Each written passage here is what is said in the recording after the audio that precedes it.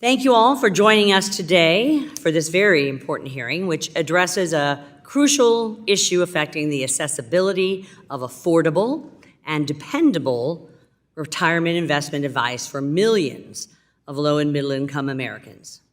America is facing a retirement savings crisis. A 2023 Federal Reserve report highlighted that nearly 28% of working adults have zero retirement savings. Washington needs to empower individuals to save for retirement, not make it more difficult. Sadly, the Department of Labor's latest proposed fiduciary rule will do just that. Disguised as an attempt to eliminate so-called junk fees, the Biden administration's proposal would push retail investors out of transaction-based investment accounts into fee-based investment accounts.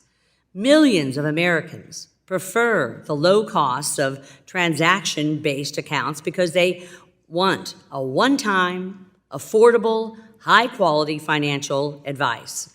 Should this proposal be finalized, it would leave millions of Americans who are just starting their retirement savings journey without access to sound financial advice, resulting in higher costs, lower choices, and reduced service.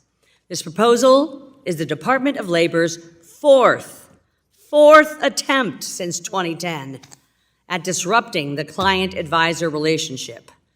The Department of Labor was forced to withdraw their first proposal after receiving a flood of opposition from retirement savers and broker-dealers. Then they lost in court twice when they tried to revive this harmful proposal.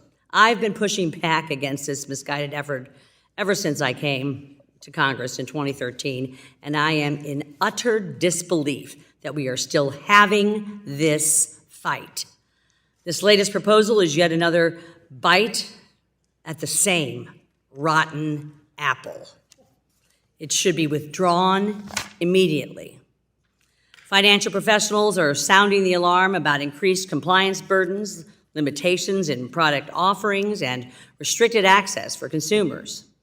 Should this proposal be enacted, many would have no other option but to increase or impose minimum asset thresholds for clients, closing the door on financial advice for many. As we saw when the 2016 rule went into effect, this proposal will shut millions of low and middle income Americans out of the financial advice market, and we would be left with two classes of investors: those who can afford investment advice and those who cannot. Moreover, the Department of Labor's proposal is, yet again, a solution in search of a problem.